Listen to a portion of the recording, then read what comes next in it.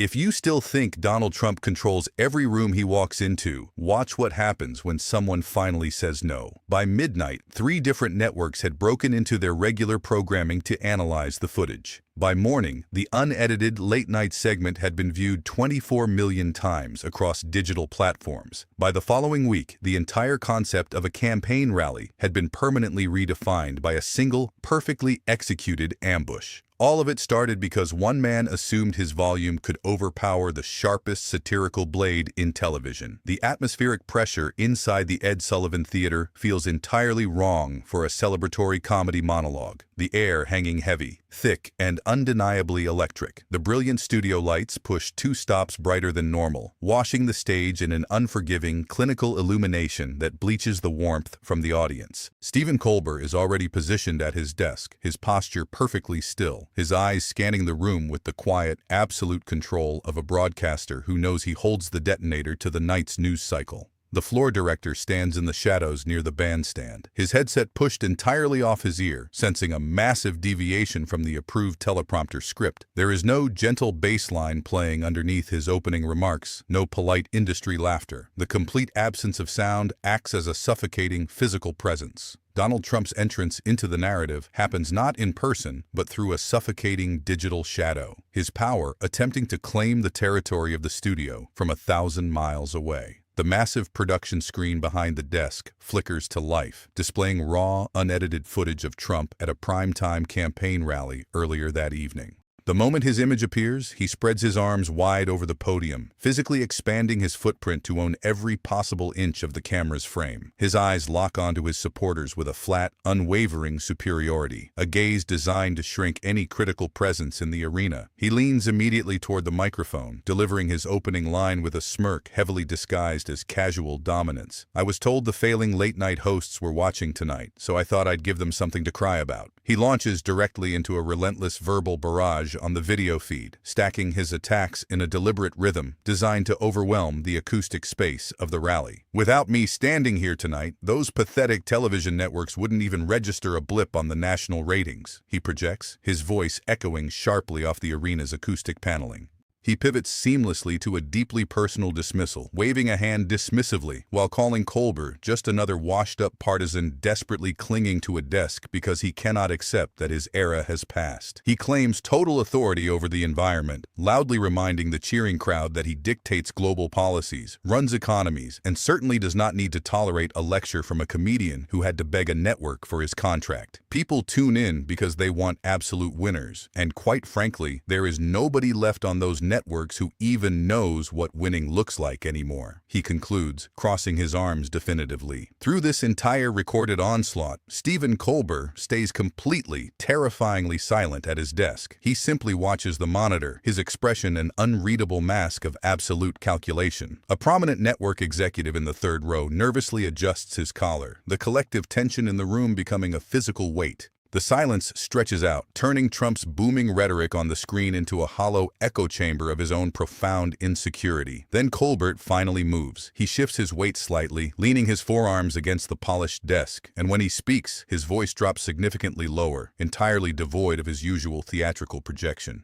"Everything you just said was designed to fill the room with noise, but facts don't care about volume." The theater instantly goes dead quiet, the air freezing in the lungs of every single attendee. The narrative shifts back to the present moment, where the screen behind Colbert bypasses the show's glossy graphics package to replay the exact same rally clip. But this time, the audio is completely isolated to the hot microphone pinned to Trump's lapel. It captures Trump explicitly whispering to an aide just seconds before his speech, asking if the crowd looks large enough to successfully distract the media from a devastating new subpoena. Displayed here in stark high-definition silence on a comedy broadcast, it lands like a physical blow to the concept of political strength. Colbert does not raise his voice. He simply asks a devastating question about how a man claiming absolute power relies on the architecture of carefully staged distractions to sustain it. Trump's immediate response on Truth Social, triggered the moment the broadcast hits the East Coast feed, is a loud denial of the audio, calling it doctored, fake news manufactured by a failing network. Colbert counters calmly on the broadcast, letting the digital denial hang in the dead air for a brutal 5-second pause before he quietly pulls his ultimate maneuver. A low murmur ripples through the audience, a collective realization that the host is burning his own bridge live on the air. Colbert reaches slowly beneath his desk, moving with the deliberate precision of a surgeon operating on an exposed nerve. He places a plain manila folder on the surface, opening it to reveal the printed official subpoena documents, highlighting the exact phrasing that dictated the criminal inquiry Trump was so desperate to hide. The camera pushes in tight on the document, an undeniable, physical manifestation of the administration's chilling reality. The screen behind him shifts again, displaying a meticulously documented visual timeline connecting the dates of the subpoena directly to the sudden, frantic scheduling of the rally. The administration's digital proxies try to talk over the visual evidence online, their rhetoric rising in pitch as they dismiss the timeline as a desperate Hollywood hoax. Colbert slows his cadence down even further on stage, forcing the room to absorb the sheer weight of the verified dates. The tension in the theater is so thick it feels actively dangerous. A second raw audio recording suddenly overrides the house sound system. It is a captured voicemail left on a campaign server just minutes after the rally, Trump's own voice, stripped of equalization, ordering a communications director to threaten CBS executives directly over Colbert's anticipated monologue. The audience is physically hit by the recording, a collective, sharp intake of breath vibrating through the stadium's seating. Trump posts frantically that the audio is illegally obtained and heavily spliced by deep state operatives. Colbert does not argue. He simply displays the digital forensic verification from an independent cybersecurity firm on the main screen, proving the file is entirely, unequivocally unaltered. A former campaign liaison, who had observed the evening's chaos, later provided a statement that went immediately viral. His testimony was entirely procedural, detailing exactly how the campaign staff had panicked under the perceived threat from the subpoena and staged the rally solely for optics. I rehearsed walking away 6 times in the parking garage before I finally found the courage to quit, the liaison admitted, his text-based account carrying remarkable control. Trump aggressively attacked the man's credibility online, yelling that he was fired for gross incompetence. The liaison absorbed the verbal assault by letting the facts stand perfectly still. Then, a senior production assistant, a woman forced to hastily rewrite the evening's press releases while under the suffocating weight of a strict non-disclosure agreement, leaked her own account to an independent journalist. Her testimony was emotionally devastating, detailing the intense isolation and the profound professional cost of enforcing a political cover-up. Trump posted furiously, his digital face flushed dark red, shouting that she was a traitor betraying the loyalty of the administration. The assistant's leaked statement stared directly back at him, laced with absolute titanium. Silence doesn't protect anyone.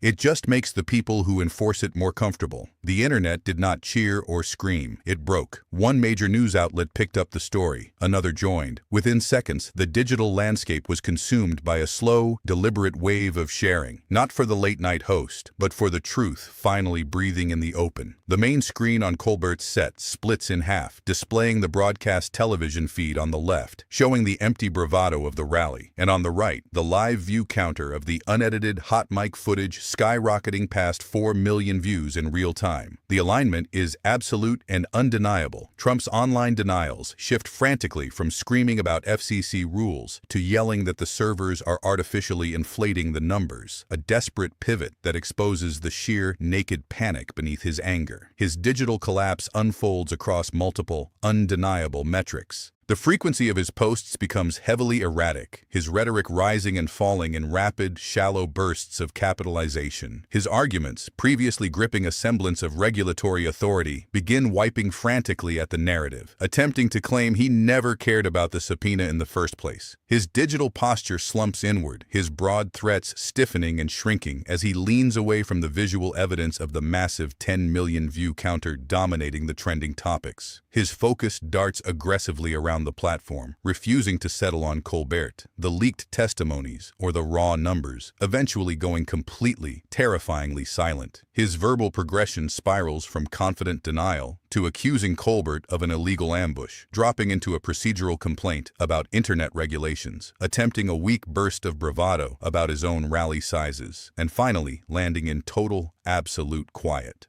Colbert looks at the camera, his expression entirely neutral. The documents are on the table, the timeline is on the screen, the witnesses spoke, your move. Trump's feed remains completely still. The aftermath escapes the studio like a controlled detonation. Backstage, the veteran network executives stand completely frozen, their phones lighting up as they watch the online metrics in stunned disbelief. Trump's lead communications director is seen typing so frantically on his phone that autocorrect sends pure nonsense to the press pool for 3 straight messages. Within 8 minutes, the first unauthorized clip of the monologue hits the internet. Within 20 hours, the full forbidden segment reaches 10 million views, each click spreading at viral velocity. Cable news networks immediately cut into their morning programming, their graphics departments frantically rebuilding the timeline of the censorship with red arrows and annotations. Anchors replay Colbert's defiance, allowing his thematic anchor word to sit on the screen for a full segment without adding their own commentary. Trump's counterattack fails to materialize, replaced by a devastating absence from the public conversation. Yet, beneath his previous frantic denials, users reply with screenshots of the exact YouTube view count, proving the utter failure